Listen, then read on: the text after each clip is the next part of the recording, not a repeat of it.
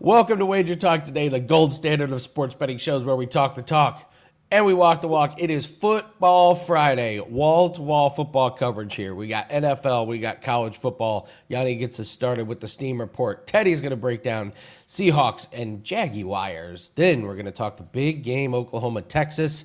And another round of Sell Me, where the streak continued. The game, Teddy and I got a sign. Teddy got the winner once again. We're going to see if we can continue this streak going. Marco's going to break down his Steelers versus the Browns. He's also going to break down my Hoosiers versus the Orland Ducks and give us a sauce of the week. Coming off a great sauce of the week segment. I mean, plain sauce for James Franklin was just fantastic. And then Dan and I wrap it up with our Survivor segment. And I'll go over the mega picks, pick six contest here. I went 4-1 last week. I'm only 3 points out of first place, so we're doing well. Weekend starts here. Let's make it a big one. Bringing in Gianni. Gianni, you were saying just before we got started, there's a lot of games that you like.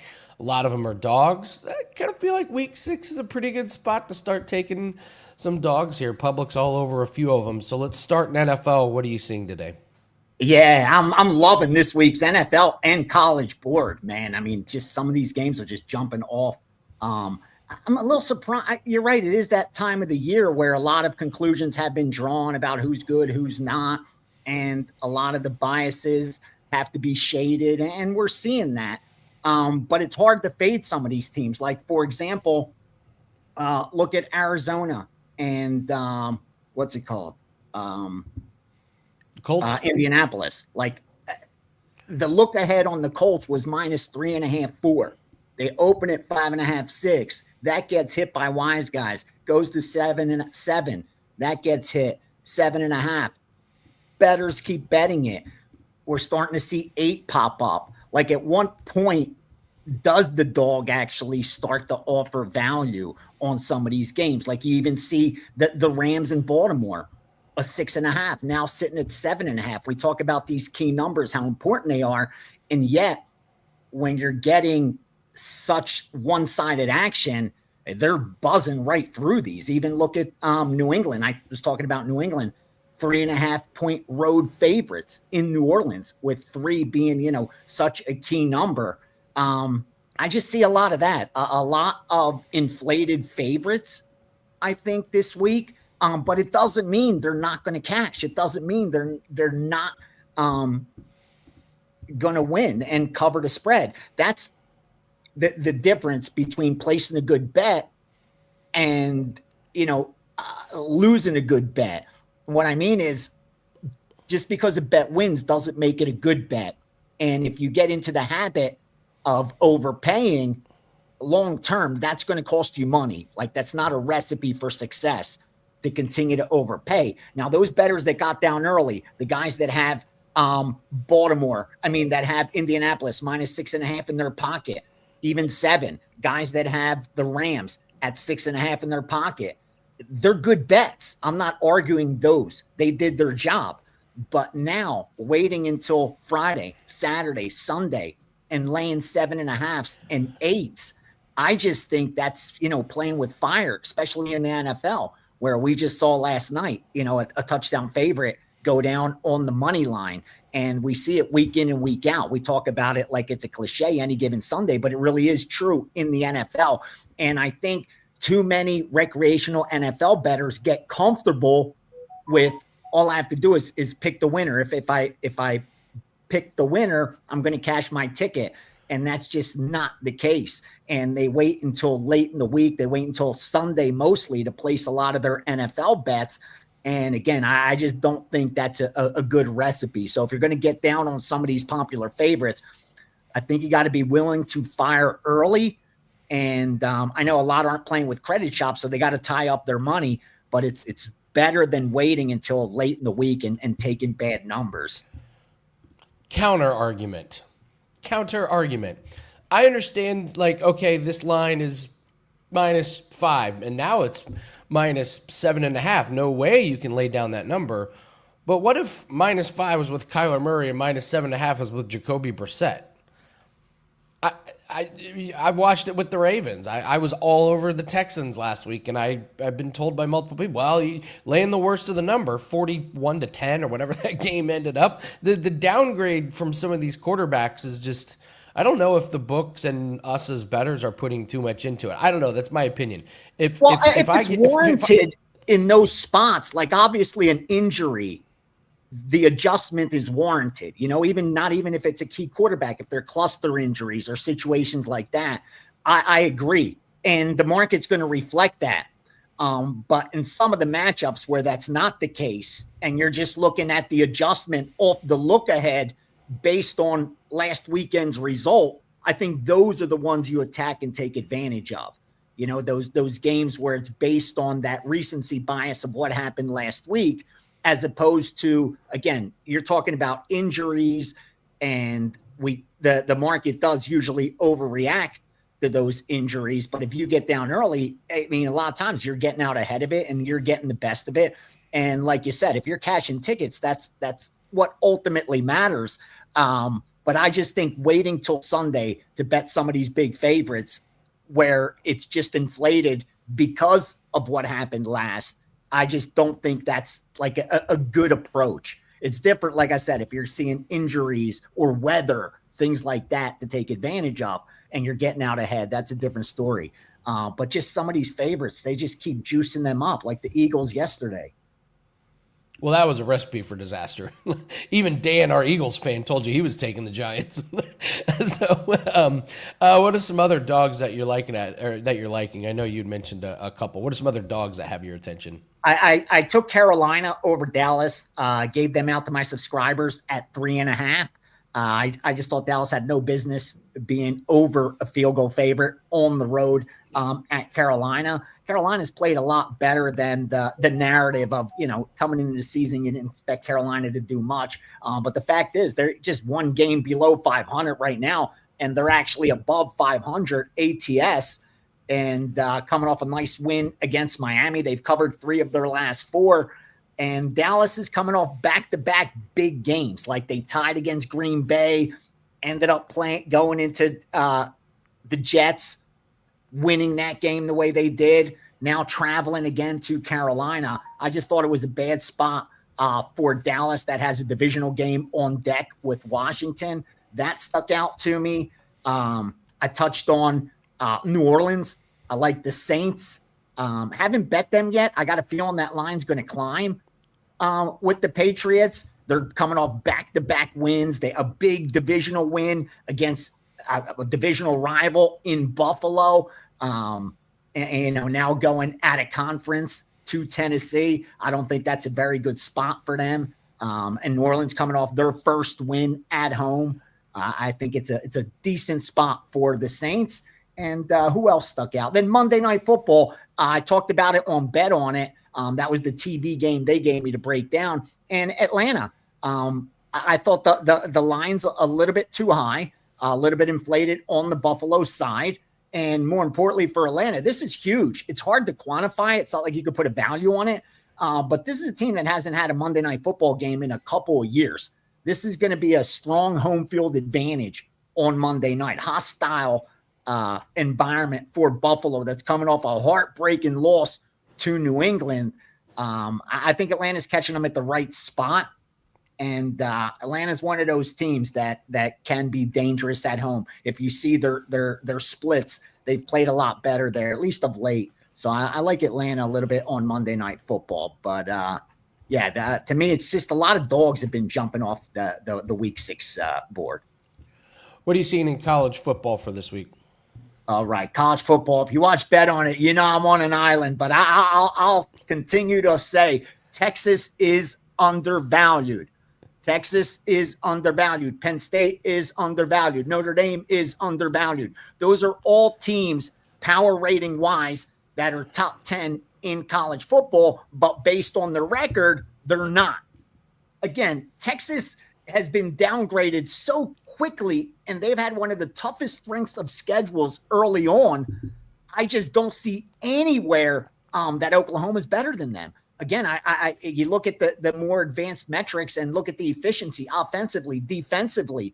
I give the advantages to Texas.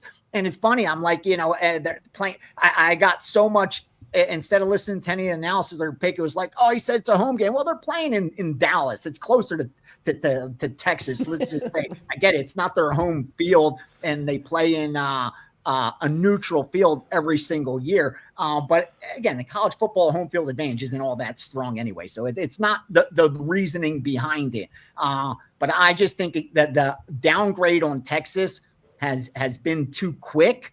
And again, Oklahoma is barely a top 30 team. They just had an easy strength of schedule. So regardless of outcome, I think getting them at a pick 'em at -1 is a gift. They should be at least a 3.5, 4-point favorite in this game. They stuck out to me. I like Oklahoma State. I know Oklahoma State catching a bunch of points. They're my big dog this week. I don't think they should be 2-touchdown underdogs in this spot. Very difficult place to play. I get it. They haven't had a great team on the field, but they show up for them. Oklahoma State is one of the toughest venues to play in college football. Catching 2.5 touchdowns, I like it. Oregon, Indiana, I like the under there. Two very good defenses. The narrative is offensively, especially the Oregon side, able to put up points.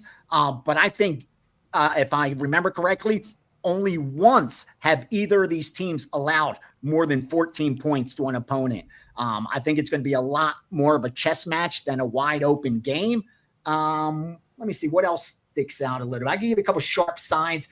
Michigan +3 caught some steam. Missouri over Alabama at +3.5. I'm high on Alabama, actually. So that goes against my opinion. I thought Alabama was one of those teams I talked about that I thought was undervalued immediately.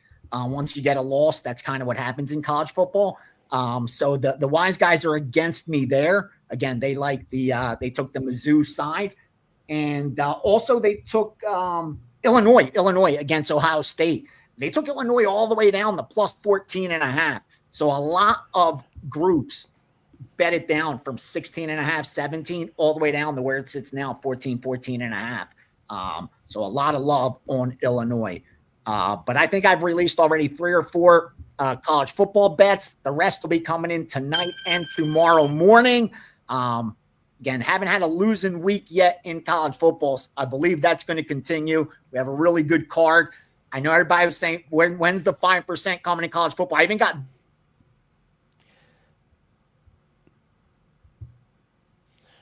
we're doing something jumps out that warrants it, I will upgrade. But we're just doing fine with the 4s. There's a 5 in the NFL this week, 5 in UFC. Hopefully we come back with another winner in the UFC like last week. And a lot going on the next couple of days, man. And don't forget, baseball, 2 game 5s, 1 tonight, 1 tomorrow. Tonight's good 2-way action, Andy.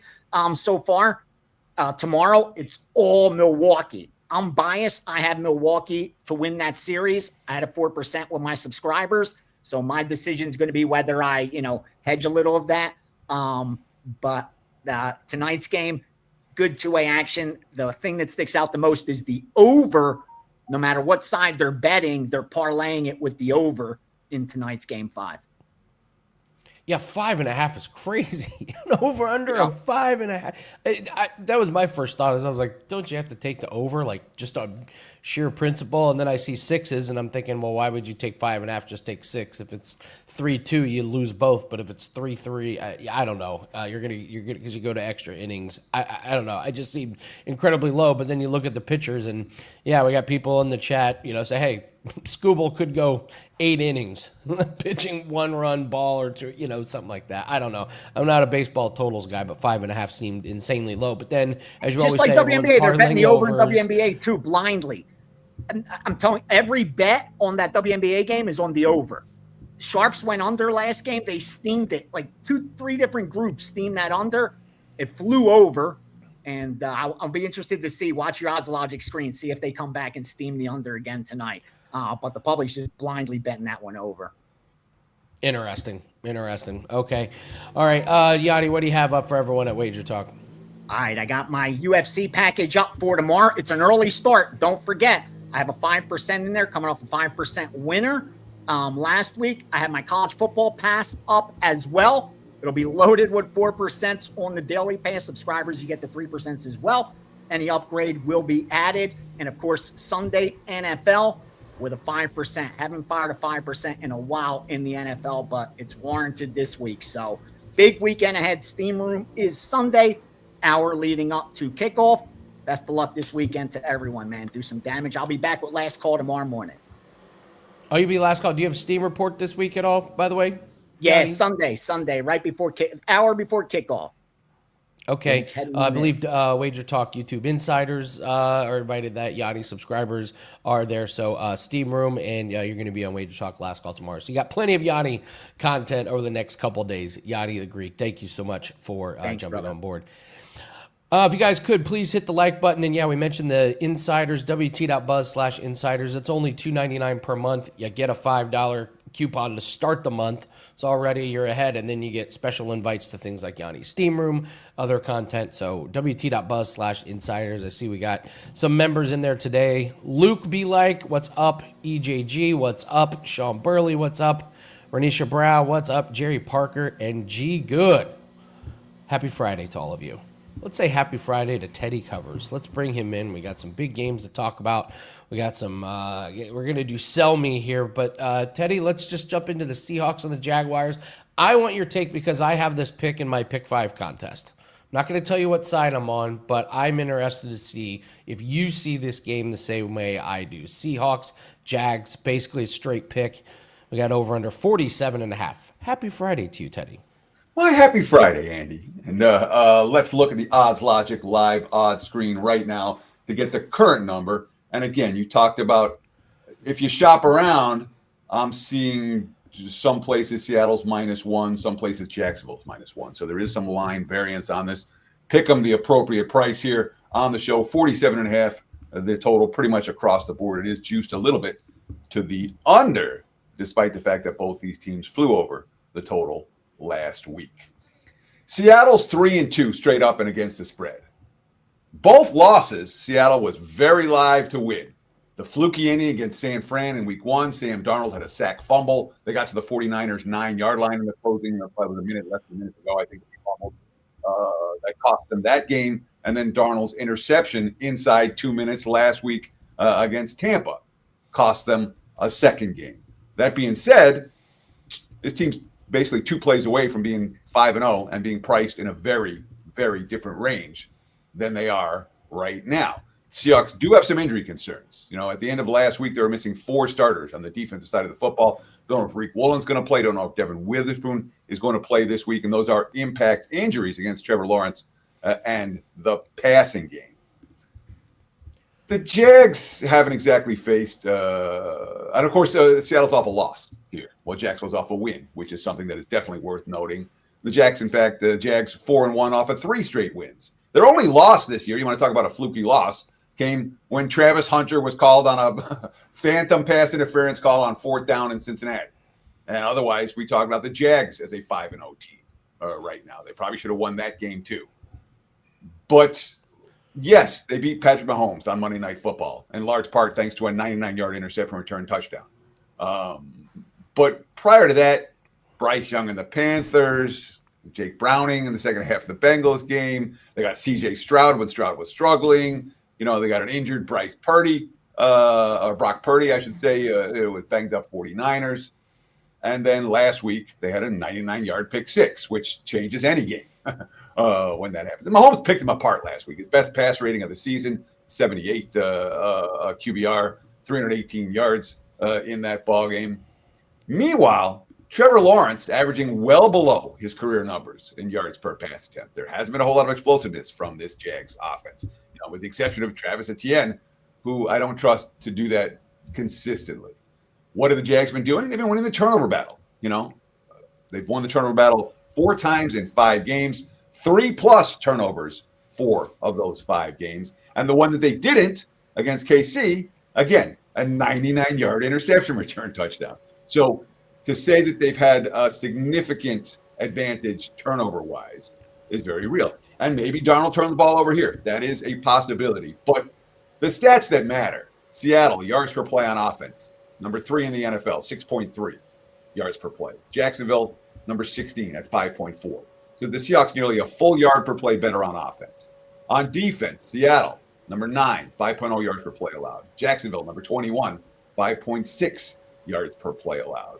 Advantage Seattle in both of those by by a half a yard in one and a full yard in the other. That's a pretty big edge when you talk about per play basis. So I think the Seahawks might well be the better of these two teams. I don't love the West Coast team traveling east for the early start game, but if I'm playing this one, I don't believe in Jacksonville. It's Seattle or pass for this bet. I picked Seattle in the pick 6. I agreed with everything that you just said. I thought this line kind of didn't make a whole lot of sense, and it felt like the books wanted to bait everybody into taking Jacksonville off of a national TV win in spectacular fashion. I agree completely. I have Seattle as one of my picks this week, so glad we are on the same side. Let's move to polarizing game of the week here, Teddy. Oklahoma versus Texas. We just heard Gianni say he thinks Texas is way undervalued, but looks like Oklahoma's going to have their quarterback material upgraded to probable. So let's take a look at this game. How do you break down Oklahoma and Texas? I have nothing but respect for Gianni. Okay, nothing but respect for that guy, and he works as hard as anyone in the business. And he's got his pulse, his finger on the pulse of what's going on in the pro betting community, like very few people do. That being said, I couldn't disagree with him more about his assessment of the Texas Longhorns. Gianni's talking about powering numbers, and powering numbers still have Texas ranked really high, ranked higher than Oklahoma. That's why they're the favorites at the get-go from the opener this week. We talk about power ratings as an assessment of how good a team is talent-wise. It also gives us an assessment of how well a team is playing. And the only thing Texas has done this season, you look at preseason expectations, they're supposed to be good. They were, going into Ohio State as a team that you're supposed to win in Columbus. And obviously they didn't do that. Last week at Florida, they didn't do that either. In between, not a lot to be excited about. But from a strength of schedule standpoint, both these teams have had 2 step-up games. Oklahoma's beat Michigan and they beat Auburn. Texas lost to Ohio State and Florida. Maybe Ohio State and Florida are better than Michigan and Auburn. But those 2 teams have had 2 step-up games, and Oklahoma succeeded both times. Texas failed both times. Oklahoma had them both at home. Texas had them both away from home. So maybe you say there's nothing in that. I think there is something there. And certainly when it comes to a confidence level, there's something to be said for what the Sooners have been doing. We talk about a rivalry game. Oklahoma's not going to leave anything on the table here. They're not going to hold anything back against Texas, and vice versa. But here we are in October. I don't want to hear what any team's preseason power rating was. I don't care what their preseason power rating was. I don't care how much talent they have on the roster. It has to how good they're playing, how much they've been able to execute their game plan. Texas could have all the talent in the world, but as a football team, they're not the better of these 2 teams right now. And this point spread's telling us that. And obviously, Mateer back. He's been upgraded to probable for the Oklahoma Sooners. And Mateer matters. There are times I want to play contrarian and take a team like Texas. I get it. No, not this one. And again, last year, Texas was minus 17. They won 34-3. Markets are saying these teams are 3 touchdowns different than a year ago. Texas was minus 9 in 2022 and won 49-0. In between, Oklahoma, the game-winning touchdown with 15 seconds left in the fourth quarter, 34-30 in 2023. Texas was minus 4 in that ball game. This is the best Sooners team of the last 5 years. This is not the best Texas team of the last 5 years. I think Oklahoma gets a revenge. And if I'm playing, it's Oklahoma, not Texas. I understand why Texas is power rated where they are. I just don't think, in a big game, I don't want my money on Arch Manning, plain and simple. I agree with you, but I'm not the guy to go to. I trust smarter people like you for college football. So we're going to do sell me, but tell everyone what you have up. We got Weekend Warrior. It's a big weekend of football. I know you've been running pretty good in football, so tell us about that. Yeah, the college football has been outstanding, 10-3 over the last 2.5 weeks. Or actually, I think it's 3 weeks now. I've got to update that. But college football is on a 77% run. All football is on a 65% run. All sports on a 64% run. The baseball has been pretty darn good as well. Right now, we just have a single play up for Friday night. It's been a hectic morning. We'll have a big card posted as the day progresses today on Friday. But you talk about that Weekend Warrior package, $49. It's a deal. It doesn't get you tonight's play, but it'll get you Saturday, Sunday, and Monday. Every play in every sport. Again, WT.buzz/TC to get on board. All right, Teddy, it's time for Sell Me. It's a very simple segment here. Dan picks a game out of the blue, and he gives me a team, and he gives Teddy a team, and we have to, on the spot, make the case for those teams. Somehow, Teddy, you are undefeated. Thank Dan. I don't know how that worked out. Dan, thank you, Dan. Keep it up. I don't know. Whenever you guys hear this Sell Me segment, we should be hearing bells tolling because the Undertaker streak of Teddy covers has continued here. 5-0, which means Teddy and I together somehow are 5-0. And guys, last week we talked, I believe it was the Giants and the Saints. And I toyed around with, do we go back to the well and have to talk about the Saints again this week? But then I looked at the board and saw this marquee matchup. I mean, everyone is going to be watching this game. Everybody has a take on this game. It's Lions versus the Chiefs. So, guys, for selling me this side, if I'm trying to keep my streak alive, I would like Teddy to break down the Detroit Lions side of this equation. So you might know which side that maybe I'm leaning towards. I think we're looking at +2 is what we're kind of seeing here in the marketplace. So that's what we'll grade this one at. Teddy's taken the 2 with the Detroit Lions. Andy is laying the 2 with the Kansas City Chiefs. Andy, sell me this NFL side. All right, so you're going to give me Patrick Mahomes and Andy Reid at home, primetime against the Lions team that struggles on natural grass. Yeah, absolutely. I will take that every day of the week. The Lions, as Marco's coming up would say, little fat and sassy. They beat Cincinnati, Cleveland, Baltimore's worst defense in Chicago. So what happened when they went on the road in week 1 against a good team, Dan? They lost 27-13 to the Packers. Now they're going on the road against the Chiefs. Listen, the Chiefs, that was a game they were supposed to win. Now they're staring at 2-4 in the face if they lose this game. It's not going to happen. They're getting healthier. So many things had to go wrong for them last week. That was their absolutely bizarre game of the year. Prime time, Jared Goff, Jahmyr Gibbs, Amon-Ra, they're slower on natural grass. They are walking into the, no pun intended, Lions den here with a Chiefs team that needs a win. This is going in at Kansas City. This is not going on the road to Cincinnati like they did last week, the Detroit Lions. Give me the Chiefs. They win by margin up and over this. Teddy pulled out alt lines on me a few weeks ago. Allow me to say they win by a touchdown here on the alt line. Wow, calling out the alt line there. I'm just glad that he mentioned natural grass in the handicap instead of what the car smells like, so Marco can leave his Febreze away for this one. But if Marco has sod at his house, Andy, you're screwed. All right, we heard the breakdown. Slower on natural grass, Teddy. Do you agree? Sell me the side of one of the hottest teams in the league, the Detroit Football Lions. So when I'm grasping at straws to try to make a case for a team, I'm always like, oh, they're changing surface, you know? The Lions can win on grass. The Lions can win on turf. The Lions can win on hybrid. The Lions can win on any surface. I'm not going to make a bet against the Detroit Lions because they're on natural grass this week. And the entire week one was 1,000 years ago. You know, we talk about, the Lions didn't play well in week 1. Okay, they didn't play their starters in preseason. You know, lots of teams have iffy week 1s. I'm not worried at all about the fact that Detroit did not play well in the opener against Green Bay. They're clicking right now. And what have we seen from this Lions team once they start clicking? We saw it all last year. We saw it all the year before. When this team gets on a roll, you back Detroit and you just ride them week after week. They're not a letdown team. They're a bite your kneecaps team. And this whole offseason, and I'm still kicking myself now, I was like, Kansas City has to come back to earth. All right. It's just time.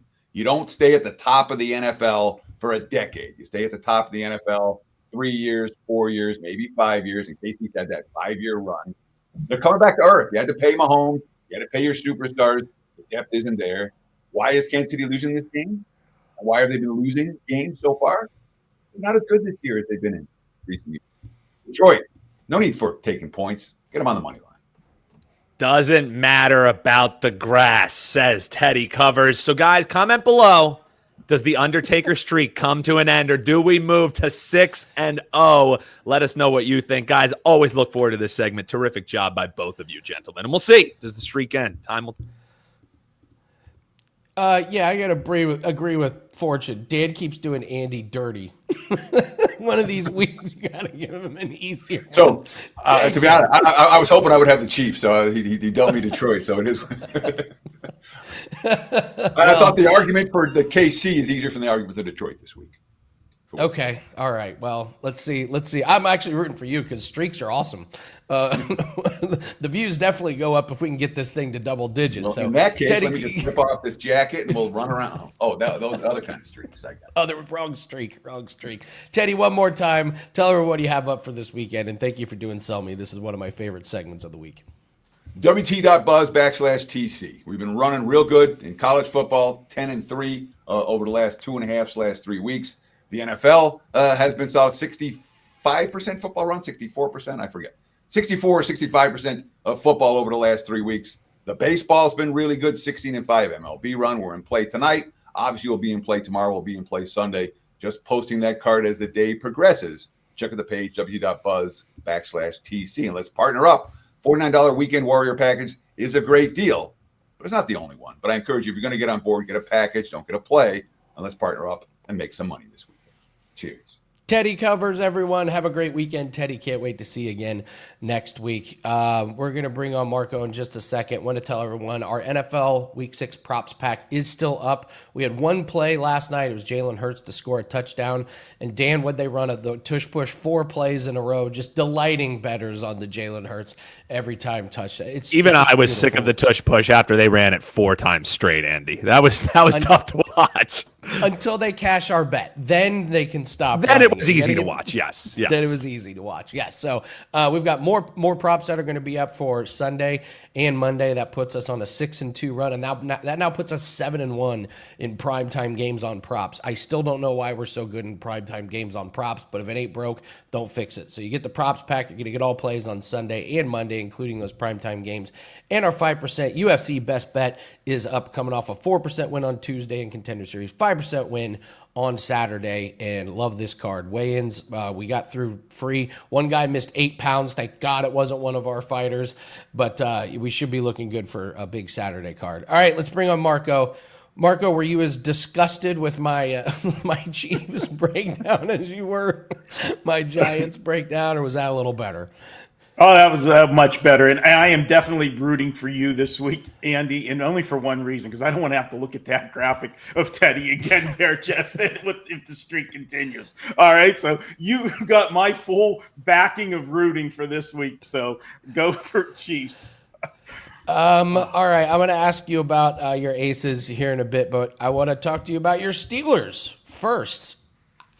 If you were drawing up a start of the season to your Steelers, could you have designed this much better? Bengals lose Burrow. Obviously, you're not rooting for injuries, but, the Ravens are free-falling. Bengals don't. But the Browns are the Browns. So it's a 5.5-point game. This is a huge, huge weekend. Your team wins, and Baltimore and Cincy loses. You guys have a stranglehold on that division. We got a low total here at 38. So what's your breakdown on your Pittsburgh Steelers versus Cleveland Browns? Well, let me just sum up the AFC North for you in one statement. The Pittsburgh Steelers had a bye week last week. We gained a half a game on the entire division. Okay? So bad. All right. Bad. And if that's not enough, the Cincinnati Bengals were driving down the highway, and they were, I don't know why they were going through Cleveland, but they saw Joe Flacco out on the curb. How like sometimes when it's big trash day, people put chairs and stuff out, free, or the garbage guy comes and takes it. They said, "Oh, look, there's a Joe Flacco. We need one of those." And we can put a frame on him and hang him on the wall. And they take it. And here's the thing. there's the unwritten rule. If you trade a player, you never trade him within your own division. You don't want to help out a teammate, or a fellow, rival. Well, the Browns thought so little of Joe Flacco that they traded him to a rival. And yet the Bengals, I don't know what they're thinking. They thought enough of Joe Flacco to think they won that trade. God bless America that we live in. This is just great. But as far as this game goes, I'm on Cleveland. And I will put the first thing out there. As far as the scheduling dynamics go for this game, it's a bad spot for Cleveland when you look at rest. And a lot of handicappers love to, do that, which team has got the rest advantage and so forth. And the Steelers have a huge one here. They're coming off a bye week. Generally, these bye weeks, what I say about them is if you go into the bye week doing well, it's a momentum stopper. If you go in and things aren't working well, that, you're going to fix what's wrong. The Steelers went in with 2 wins, and they finally feel good about themselves. And then again, with what happened last week with the rest of the division. So I think it is a momentum stopper for the Steelers. Cleveland, unfortunately, has to travel back from London. I don't know why they didn't get their bye week. Generally, the NFL gives the team that plays overseas the bye week, but they got to come back, not only play, but they got to play a division rival. Here's the bottom line. The Steelers are not as good as a first-place record might indicate. They've been very fortunate in the games. I've been involved in 3 Steeler games. Twice I went against them. Once I went with them, and we're 3-0. I'm going to keep that streak going and make it 4-0. I'm going against them here. I'm taking the Browns plus the points. I always tell you, if you can give me the better defense getting points, and especially in a division matchup, I'm going to go that route. And the Steelers have always been known for their defense. Their defense is not good this year. That has been the big Achilles heel in the offensive line. Aaron Rodgers, he's not setting the world on fire. And some of the big pass plays that he's had, he's put the ball up there. His receivers just gone up and got it for him, bailed him out. Myles Garrett is going to introduce Aaron Rodgers to the AFC North. And generally, when he does introduce somebody, it's that guy's on his back looking up at him and say, "Hi, I'm Myles Garrett." And that's what's going to happen this week. Give me the points with Cleveland. And in a perfect world, if you want to really make me happy, make it the Steelers 21-20. I could live with that, but I'm actually calling for Cleveland outright 20-17. Wow, calling for the upset. I like it, Marco. We were talking before the show, like this feels like a week of a lot of dogs coming through and covering some of these spreads and maybe getting some outright. So Marco, Steelers fan, is on the Browns. All right, let's move to my team, Indiana Hoosiers, going on the road against Oregon. It's a huge game, obviously, for both teams. Oregon gets their big win on the road out of their way against Penn State. Marco, they get by Indiana. It is smooth sailing. They do not have a whole lot of trip-up games unless they really blow one if they get past this Hoosiers team. I love the Hoosiers team. They're fun, but listen, I have to be realistic here. At home against Old Dominion, Kennesaw State, Indiana State, and Illinois, 53 points per game. On the road against Iowa, 20. Yeah, little cause for concern, but I wonder if they didn't run their best offense because they knew this was coming. We got Oregon -7, 7.5 are out there. Over/under sitting at 53.5. What do you like in this game? Well, Andy, let's start. Both teams are 5-0, and you alluded to the fact that Oregon went on the road, got that big signature win at Penn State, and there's no question about it. And I drank the Kool-Aid. I was on Penn State in that game.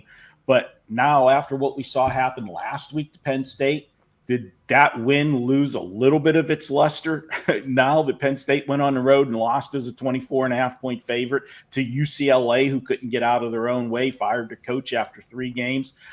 So I am not as sold on Oregon as the public might be. And if you've watched the line movement on this game throughout the week, the money's only coming one way. And when you're betting early in the week and you keep seeing a dog drop, I really keep looking at that. When everything says Oregon, for all the obvious reasons that you stated, and they struggled in that one key road game they had. But let's not forget, the one thing that when Iowa plays a football game that you can count on is the defense is always going to show up for Iowa. The offense can be missing in action too often for the Iowa Hawkeyes, but the defense is always there. And as you said, they might not have ran the best plays out of that playbook with this game on the horizon. Both teams has 2 weeks to prepare for it. This line, I'm seeing sevens popping up now. It was 7.5. The opener I think was 9 or 9.5. The public doesn't bet dogs, especially early in the week. That's sharp money, and I agree with it. I'm going to go with Indiana in this one. The calling card for Indiana has always been with Cignetti's teams is they've got that fantastic offense. But if you look at the numbers, their defense is playing just as well. Now, granted, they haven't played a tough schedule, but the defense has lived up to the task so far. I think this is going to be their statement game. I'm taking Indiana plus the points. I think this one's going to go right down to the final possession. And let's go ahead and take that touchdown with Indiana. And I'm going to call it 30-28. Late field goal by Indiana just sends chaos into the college football world. Hoosiers. I like it, Marco. We're going to do wing sauce of the week. Tell everyone what you have up for clients and everyone at WagerTalk. Well, this is one of those weekends. I've got several plays I like a lot, and we're putting the card together. Will we have a 5%? Probably. Definitely have a couple 4% to go with that. Both Saturday and Sunday strong cards. I have an NFL play I like a ton on Sunday. So best way to go if you just want the weekend of football, go with the Weekend Warrior. You'll get Saturday and Sunday. You'll get everything we have in football. If I have a Monday night play, and there's 2 games this week, so very good possibility of that. We did have a Monday night play last week. We were on Jacksonville, and I loved that ending. You'll get that play free. But if you want everything, we've got the 7-day package going. You can pick up 7 days for $77. And this is the best time to be on an all access. Every sport is running right now but one. And come Tuesday, the one that's not running, I think Tuesday they start, the NBA gets started next week as well. So if you want all the sports, all the plays, you don't want to miss any of the action, grab a 7-day all access for just $77. WT.buzz/MD Marco D'Angelo. All right. It's time for the wing sauce of the week. You brought the thunder last week, giving James Franklin plain, which was great. Absolute boomerang. All right, what's your wing sauce of the week, and who are we talking about? Okay, well, I'm going to keep with the theme of picking on somebody or a team, and our wing sauce this week is going to be a Caribbean jerk sauce. Why? Because we've got a player and a team that were complete and utter jerks last week. And that player is Amari DiMarcardo. Okay, he gets the award. All right, for, hey man, we're going. I got a 70-some yard touchdown. I'm running. And why is it so cool for these players to think that it's cool to do the football, just let it drop as I cross the goal line? That's the equivalent of the bat flip in baseball when you hit a home run. Okay, well, at least when you hit the home run, you pretty much know that ball where it's going once you hit it. You've done it enough times. How hard is it to know where the frickin' goal line is? And if you have to be reminded about it, didn't this just happen the week before to the Indianapolis Colts? So you get the jerk award and you get a plate of Caribbean jerk wings. But how about Arizona, period? They are the only team that can blow a 21-6 lead against a winless team with a rookie quarterback and have the game-sealing interception to ice the game, intercept it, and then fumble it for a touchdown for the other team. How the hell do you do that? They're Caribbean jerk all the way around, but, condolences to the 3,152 survivor players that did take Arizona last week. I feel sorry for you. Just, I don't know, have some wings and drown your sorrows in Caribbean jerk sauce. Isn't it amazing that the dropped football before going to the end zone was probably not the craziest play of that game? I think the interception fumble into the end zone was the crazy. It's so bizarre. What happened to the days of You score a touchdown and you just hand the ball to the referee like you've been there before. I guess especially if you're someone like Demar-dropo who like has a chance to shine, and it's like this is my chance to really earn this roster position, and I don't know. It happens every once in a while. I feel like it's always going to be a part of their lives, but maybe there are coaches that are like, if you do this again, or if you do this at all, you're just benched. Like, enough's enough. You're not doing it to our team. I mean, literally, jobs are on the line. Like, these plays can affect playoff seedings, whether a team gets into the playoffs or not. What if Arizona misses the playoffs by like a half a game? You go back to this play and you're like, ugh. So, absolutely wild. All right, Marco, thank you so much. Great job. One more time, what do you have up for everyone this weekend? Just, I would highly recommend the Weekend Warrior package, or if you want a full 7 days, go for that 7 days for $77 and ride along. We're number 2 in money, won the last 2 years, college and pro football combined. And good luck to everybody this week. All right, Marco D'Angelo, let's do all around the world, and then we're going to talk Survivor and our mega contest picks here. All right. John Kelly's nice enough to bring up that Dillinger had 0 catches. We hit our other 2, but you're right. Dillinger didn't get anything done, but that's still 2 in 1 day. We missed out on our same game parlay, but the other props came through. The Jalen Hurts touchdown was a client play. I'm going to go to another quarterback here to get us started. Mac Jones over 1.5 passing touchdowns. The worry here is he is banged up, but he's healthier than Brock Purdy. He looks like he's going to get the start. And he's muscled through his starts, and the Bucs have given up 10 passing touchdowns this season. 49ers as a team have thrown for 10. That's third best in the league, and Mac Jones has 6 of them. So I like Mac Jones. I think you're getting plus money. You can find a plus 105 out there. We'll go to baseball here. Mariners and Tigers, George Kirby over 14.5 outs. He got to 15 outs exactly last game against Detroit. That was 6 days ago. Should be rested enough. If he's good again, I expect kind of a similar result. And I know some of you in the chat have said Skubal's probably going to go long.